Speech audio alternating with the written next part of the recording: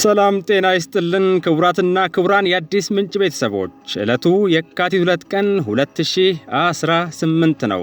በተለይ ለአዲስ ምንጭ የደረሰ አስደማሚ ወታደራዊ የግዳጅ አፈጻጸም የታየበት ኦፕሬሽን መረጃ ቀጥሎ እናቀርብላችኋለን።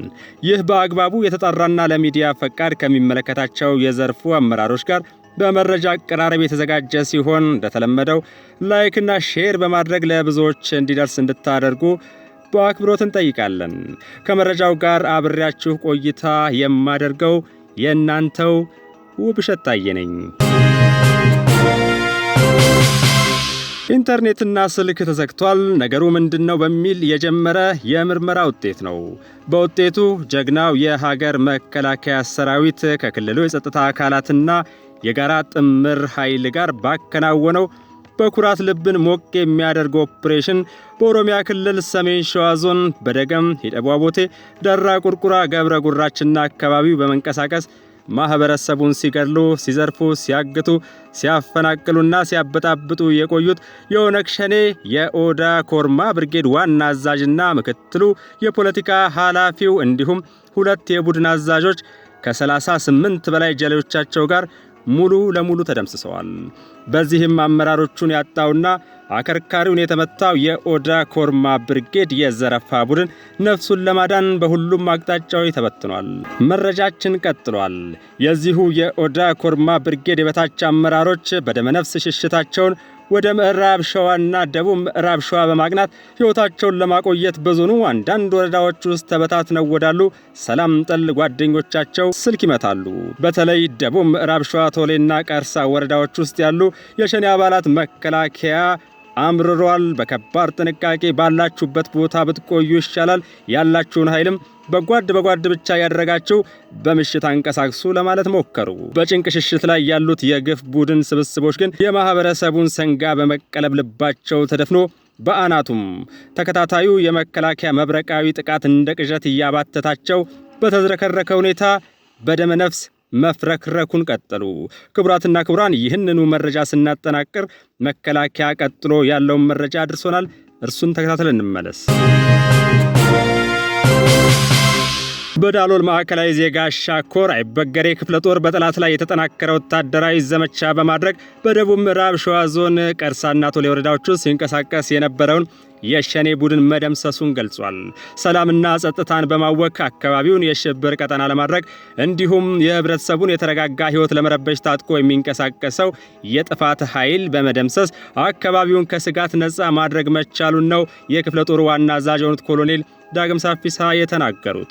አሸባሪ ቡድኑ ከዚህ በፊት በዞኑ ውስጥ በሚገኙ በርካታ ወረዳና ቀበሌዎች ላይ በቡድን ተደራጅቶ በመንቀሳቀስ ማህበረሰቡን በማገት አስገድዶ ገንዘብና ንብረቱን እየቀማ መቆየቱን ያስታወሱት አዛዡ ሰራዊቱ እየወሰደ ባለው ጠንካራ ወታደራዊ እርምጃ ሸኔ ከጥቅም ውጭ የሆነ መምጣቱን ተናግረዋል። ክፍለ ጦሩ በከፍተኛ ቁርጠኝነት በተወጣው ግዳጅ በጠላት ላይ ከፍተኛ ሰብአዊና ማቴሪያላዊ ኪሳራ ማድረስ መቻሉን የተናገሩት ኮሎኔል ዳግም ሰሞኑን ብቻ በተደረገው ኦፕሬሽን አብዛኛው የጠላት ኃይል ሙትና ቁስለኛ ሲሆን 9 የቡድኑ አባላት 2 ብሬን፣ 37 ክላሽንኮቭ፣ 3 የእጅ ቦምብ፣ 132 የክላሽ ካዝና፣ 1587 የክላሽ ጥይት እንዲሁም 752 የብሬን ጥይትና 33 የወገብ ትጥቆች መማረካቸውን አረጋግጠዋል።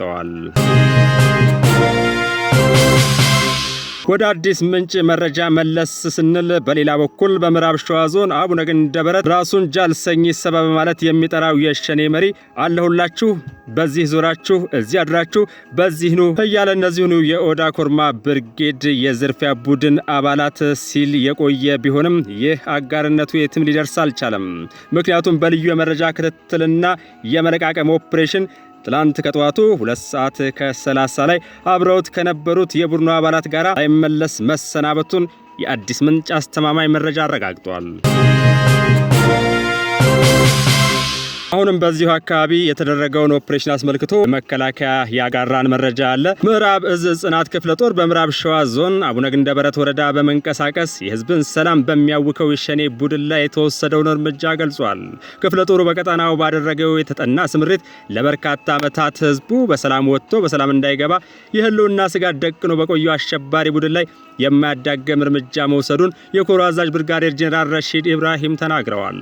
የጽናት ክፍለ ጦር አዛዥ ሌተናል ኮሎኔል አስማማው ዘሪሁን በበኩላቸው ሰራዊቱ ሌት ተቀን ደከመኝ ሰለቸኝ ሳይል በሚያደርገው ኦፕሬሽን በአሸባሪ ቡድኑ ላይ ከፍተኛ የሆነ ሰብአዊና ማቴሪያላዊ ኪሳራ በማድረስ ድል መቀዳጀቱን ገልጸዋል። በዚህ ዘመቻ ላይ የሸኔ ቡድንና አመራር ከነ አባላቱ ጠንካራ ምት ያረፈባቸው ሲሆን ታጥቋቸው የነበሩ መሳሪያዎችና ተተኳሾች በቁጥጥር ስር ውለዋል። በተመሳሳይ የምዕራብ እዝ ጊቤ ክፍለ ጦር ሬጅመንት የቀጠናውን ሰላም በሚነሱ የሰላም ጸር በሆኑ ቡድኖች ላይ እርምጃ መውሰዱን የሬጅመንቱ አዛዥ ሻምበል መሰለ ምናሴ ተናግረዋል።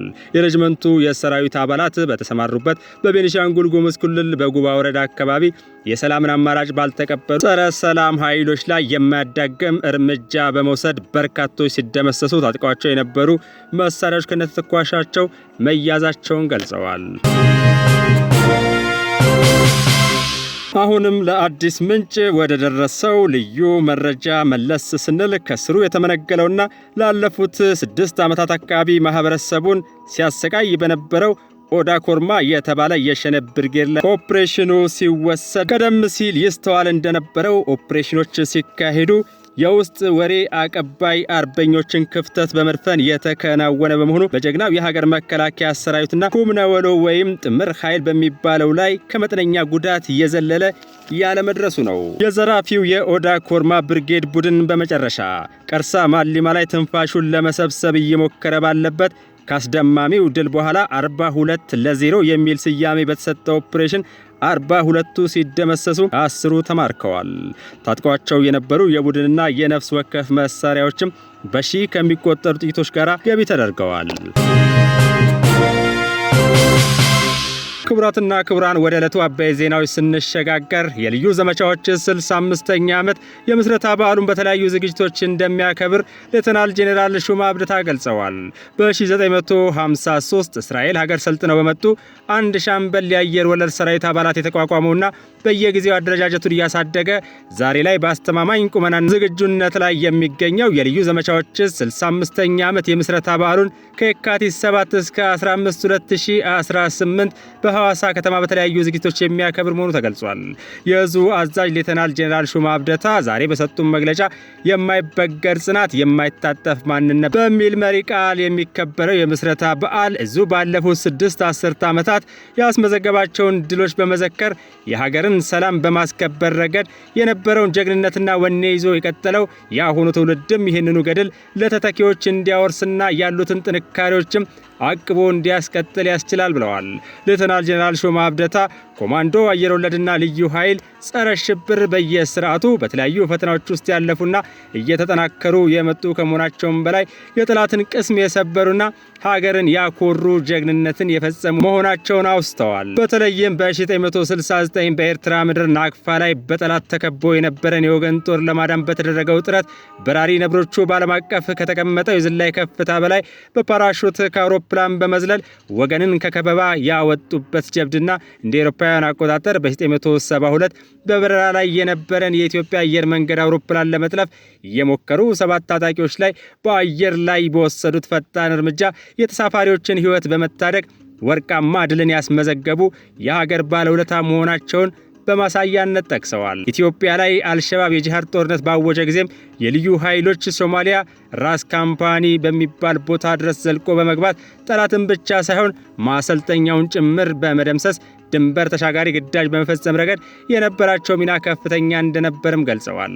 የሰሜን ዕዝ ጥቃትን ተከትሎ በገጠመን ጦርነት የምድር ድሮኖቹ የልዩ ዘመቻዎች ዕዝ አመራርና አባላት በአጭር ጊዜ ውስጥ ወደ ግዳጅ ቀጠና በመንቀሳቀስና ከጠላት በስተጀርባ በመግባት ስትራቴጂካዊ የሆኑ ቦታዎችን በመቆጣጠር ከሌሎች የሰራዊታችን ክፍሎች ጋር የፈጸሙት ጀግንነት የምድር ድሮን የተሰኘውን ስያሜ እንዲያገኙ አስችሏቸዋል ብለዋል። በአጠቃላይ የልዩ ዘመቻዎች ዕዝ ሰርጎ ገቦችና ሽብርተኞችን ተከታትሎ በመደምሰስና ሴረኞችን ቀድሞ በማክሸፍ ከውስጥም ይሁን ከውጭ የሚቃጡ ጥቃቶችን በመከላከል ረገድ ሁኔታ ቀያሪ ዕዝ መሆኑን ሌተናል ጄኔራል ሹማ አብደታ ገልጸዋል።